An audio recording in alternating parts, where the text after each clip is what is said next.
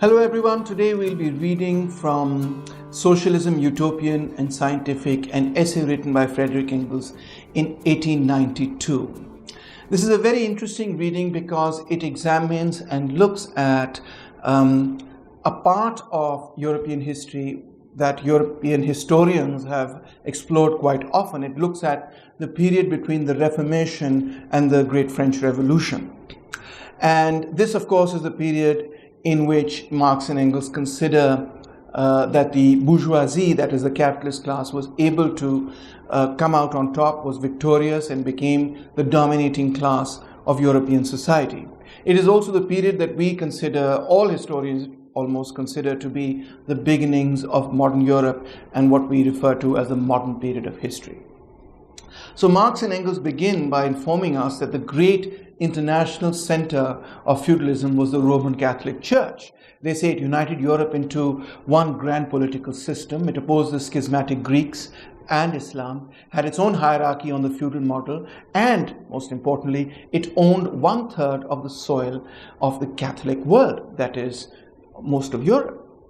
And this is quite significant because, well, firstly, the Catholic Church is quite literally an institution which is the largest landholder in Europe.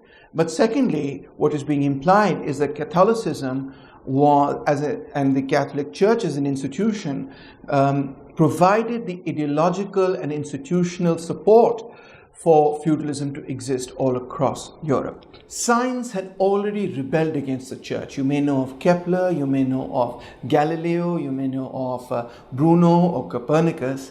Engels informs us that the bourgeoisie joined in this rebellion. Now, this led to a massive anti-feudal revolt. And the characteristics of this anti-feudal revolt were that, first of all, the class that was most interested in the struggle against the church was the capitalist class. But every struggle at that time directed against the church had to be undertaken in a religious disguise. It had to be directed against the church, but it had to be directed against the church in the name of religion. It couldn't leave that ground, let's say. So universities and the traders of the city started the cry, but it found a very strong echo in the peasants. And this led to three great decisive battles. The first one was the Protestant Reformation in Germany between 1523 and 1525. Also the revolt by Franz von Sickingen, which is the same, 1523, and the Great Peasants' War of 1525, all of which together constitute the Great Protestant Reformation. The second great revolt is England in 1648, and this, of course, is the Cromwellian Revolution, which in different ways continues till 1688 and culminates in the Glorious Revolution. The third great revolt is the French Revolution of 1789, which was carried out purely in the name of materialism, on the philosophical foundation of materialism. So let's look at each of these revolts in some detail. The first one, that is the Protestant Revolution, was inspired by Martin Luther. As I've already stated, it led to two massive revolts. The first was Franz von Sickingen in 1523, and the second was the Great Peasant Wars in 1525. This was a very violent revolt, but sadly, it did not succeed. It failed to bring to power the middle classes, and the church was pretty much successful, although it did establish Protestantism as a separate and distinct part of Christianity. Why did it fail? Well, firstly, Engels says the first reason was the indecision of the burghers of the town. The burghers of the town just means the traders of the town. These are small traders, and they were very indecisive in this battle. Secondly, he says it degenerated into a fight between the local princes and the central power. And because it was defeated, it blotted out Germany for 200 years from the politically active nations of Europe. It created a religion adapted to absolute monarchy, though, and sadly, northeastern German freemen were reduced to serfs. Now, from the Protestant Revolution, we move to John Calvin. Calvinism was fit for the boldest bourgeoisie of his time, says Engels. Calvin's predestination doctrine was the religious expression of the fact that in the commercial world, success or failure does not depend upon a man's activity or cleverness, but upon circumstances uncontrollable by him. So in Calvinism, God's church was now republicanized, and Calvin founded a republic in Holland, that is in Amsterdam. Amsterdam is the first example that we find of the bourgeoisie coming to power in a small city-state.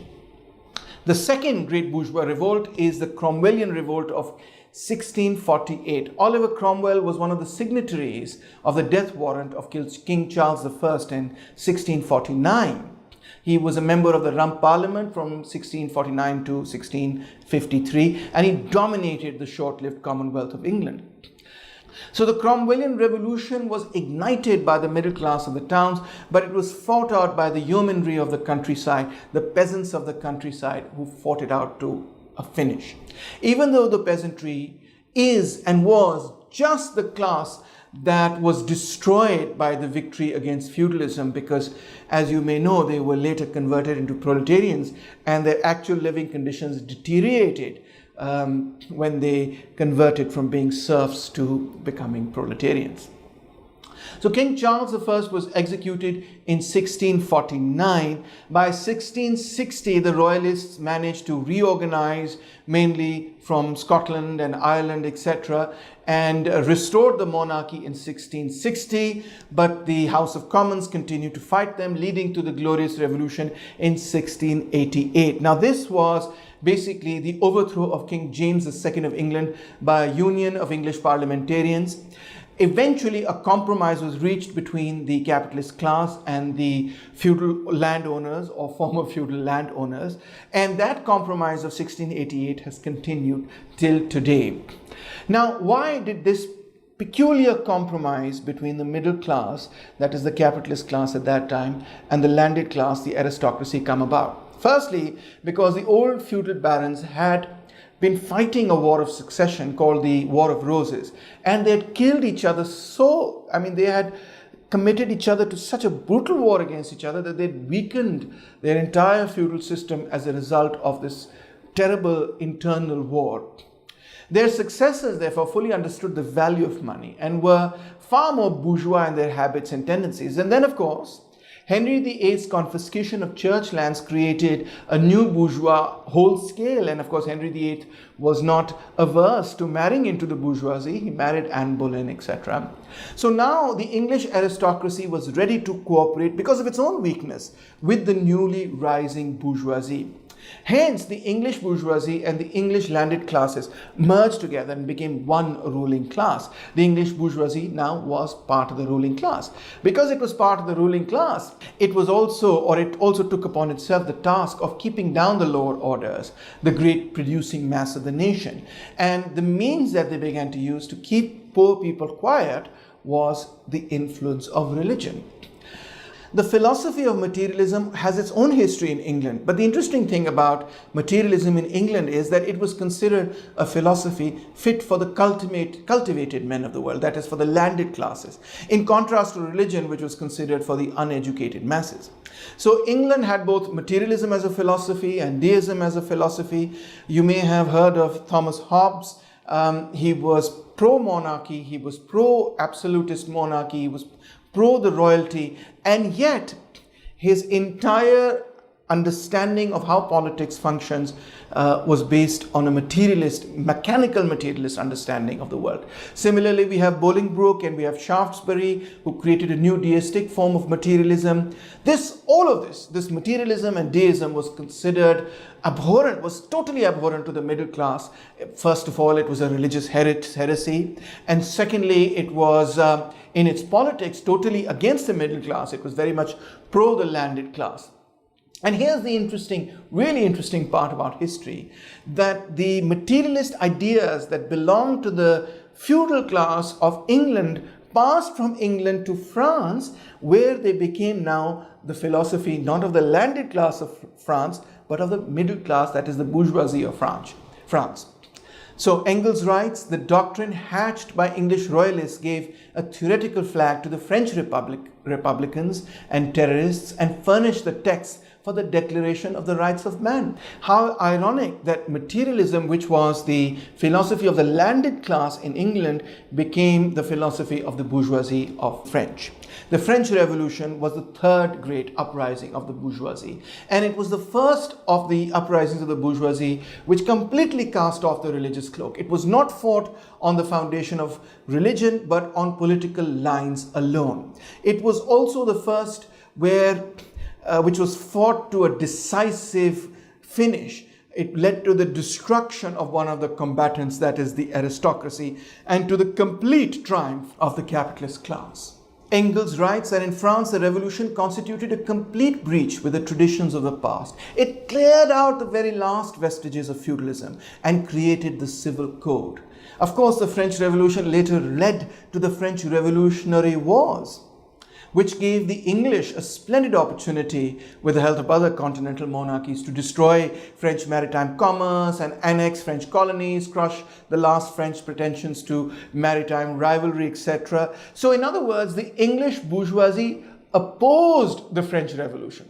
But why? This sounds very strange and a bit ironic even. You would expect that the middle classes of England would support the middle classes in France, but that is not the case. And here's another interesting irony. The French royalists supported the American revolutionaries against their rivals in England. So here we see the complex politics between England, France, and the United States of America playing itself out. The French Revolution went very much against the thinking of the English bourgeoisie, says Engels. Its exacerbable terrorism, materialism, and republican trends were completely abhorrent to the English bourgeois. The British bourgeoisie felt that the aristocracy taught him manners, invented fashions, furnished officers for the army, kept order at home, built the navy, which conquered colonial possessions and new markets abroad. So as materialism became the creed of the French Revolution, the English bourgeoisie became all the more God-fearing and held faster to his religion. But England itself was also undergoing an incredible revolution by this time. James Watt, Arkwright, Cartwright led the Industrial Revolution. By 1830, the English bourgeoisie, the capitalist class of England, was much more wealthy. And they passed the Reform Act of 1830. They passed the repeal of the Corn Laws to gain greater say in the Parliament. And of course, throughout the 19th century was a period of incredible industrial change. Now, this created a new class of people. It created a class of working people that was connected to industry. This is called the industrial proletariat, or just the proletariat. The proletariat gradually increases in numbers and strength in proportion as industry obviously develops. The proletariat forced a reluctant parliament to repeal the acts forbidding combinations of workmen in 1824. In other words, forbidding trade unions. So by 1824, given that parliament had passed the law that workers could come together in trade unions in combinations to bid up their price, you will see soon in the 19th century the emergence of the first great working class movements, including trade unions. During the reform agitation, the working men constituted the radical wing of the Reform Party. They formulated their demands in the People's Charter and constituted themselves in opposition to the great bourgeois anti-Corn Law Party into an independent party, the Chartists, the first working men's party of modern times. So this is a very interesting paragraph because it points out that working people often form the radical wing of big bourgeois parties, and eventually as that radical wing separates itself from these big, capitalist parties, that's when working class parties emerge in a big way. I can think of the Pakistan People's Party in this regard. If you are in the United States of America, one can think of the Democratic Party, which is supported by the AFL-CIO and by the labor movement in the United States of America. By 1848, massive revolutions had broken out all over Europe. Between February and March, nearly every country in Europe was in the throes of a working class revolt or of a bourgeois middle class revolt. The working class played a very prominent role in all these revolts, but by the summer of 1848, most of them were defeated. The Chartists themselves were defeated by April 10th, 1848. The Paris workingmen's insurrection was crushed in June 1848. And by 1849, there were disasters in Italy, Hungary, South Germany. And of course, then by 1851, Louis Bonaparte had conquered Paris, etc., had obtained victory over Paris, etc., and then set out in his mission across the European continent. So the great revolts of 1848 were not successful, but they caused a very interesting change. Having witnessed the big revolts of 1848, the English bourgeoisie began to support religion even more in order to quell revolts. They began to support the evangelization of the lower orders. They appealed to Brother Jonathan, who was the great organizer at that time of religion as a trade. And they even imported from America revivalism, Moody and Sankey and the like, and finally accepted the dangerous aid of the Salvation Army, which of course revives the ideas of early Christianity and appeals to the poor as the elect of God, but fights capitalism in a religious way and ultimately leads to the reconciliation of the working class and the bourgeoisie rather than to class warfare. If we compare America and Europe, we discover that there is no European country in which the bourgeoisie was able to hold exclusive political power for any length of time. They either had to compromise with the landed class, or where they held power, it was only for a little while. We are of course talking about the 19th century at this time. But in America, a very different kind of society was coming about, because in America, you had a durable reign of the bourgeoisie all this time, because feudalism was simply unknown. There was no feudalism in America. The people who had emigrated to the United States of America were all people who were either working class or middle class. Those who had massive estates didn't want to leave their estates and go to the United States of America. They, of course, remained in Europe. So America as a civilization, as a country, really begins as a purely exclusively bourgeois capitalist society. It's the most capitalist society one can think of, precisely because it never had a feudal class. It never had an aristocracy. The English bourgeoisie, on the other hand, says Engels, are deeply penetrated by a sense of complete inferiority, such that they keep at their own expense and at the expense of the people a caste of drones to represent the nations. I love this expression, caste of drones, because they don't actually do any work. He's of course talking about the English royalty. He's talking about the crown. And the bourgeoisie consider themselves highly honored whenever one of themselves is found worthy of admission into this select and privileged body, manufactured after all by themselves. And you can see this even today, that the English, they just love the royal family. The royal family are, the great stars, the great celebrities of England. Engels writes, the French bourgeoisie did not find this out until they had done their level best to break up religion forever. And now it was the turn of the British bourgeoisie to sneer and say, why, you fools, I could have told you that 200 years ago. Now, Engels regards tradition as a great retarding force, but he says tradition is a passive force. It can't actually build anything. It can only try and stop things. And so he thinks that despite the fact that religion is being used in England in his time to stop the workers from organizing themselves, but he says religion cannot provide a lasting safeguard to capitalist society. He ends this chapter by making a prediction. He says, Germany was a starting point of the great first upheaval of the European middle classes. Who knows if it will be the scene of the great victory of the European proletariat. Hasn't happened yet, but let's see what happens in the future. So finally, I would like to conclude by pointing out to you that in this essay on European history, materialism is applied to understand politics, but it's applied in a very complex and nuanced way to understand history. It isn't the case that all bourgeois people stand on one side and all the proletariats of Europe stand on the other side and they fight it out. Quite the contrary, you saw that the English bourgeoisie supported the French royalists. The French royalists in turn supported the American Revolution of the American bourgeoisie, and so on and so forth. And also you saw that the materialist ideas of the English landed class became the philosophical foundation of the French middle class, the capitalist class, or the bourgeoisie. So history proceeds in very complex ways. It's the same with respect to religion. Religion, you can see in this essay, was used in many, many different ways. First of all, to justify the existence of feudalism, that is the Roman Catholic Church. Secondly, as a revolt against feudalism and against the Roman Catholic Church, that was Protestantism and Calvinism. And then in the third phase, as a means to suppress working class revolts in the shape of the Salvation Army and evangelicalism, etc. We also see that it takes a very long time for a new mode of production, a new economic system to emerge from an old economic system. It takes 200 years before the bourgeoisie is able to finally come to power in one single country, that is in France. It takes the entire period from the Reformation, the German Reformation, all the way to the French Revolution. Now that's a 200-year period history. And in this period, there are many instances in which the bourgeoisie is forced, first of all, to retreat. It is not successful. And in this complex portrayal of history, we don't see a unilinear evolution or development of history. We see a complex development of history.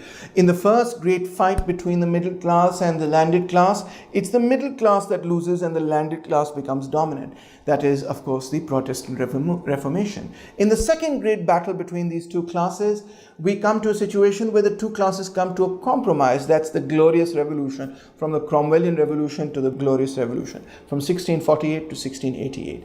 And in the third great contradiction between these two classes, that is the French Revolution, finally the bourgeoisie is able to overpower the landed class and take exclusive political power. But by this time, the bourgeoisie that has emerged in England is actually helping the royalists fight the French bourgeoisie. So what we see here is that history is quite complex, and Marx and Engels were not in favor of examining history through any preconceived idealist sort of constructions of history, but rather they always proceeded from the facts of history to develop their political theory from the evidence of history, rather than to impose a preconceived notion onto the facts of history. Hope you enjoyed that lecture. Thank you very much.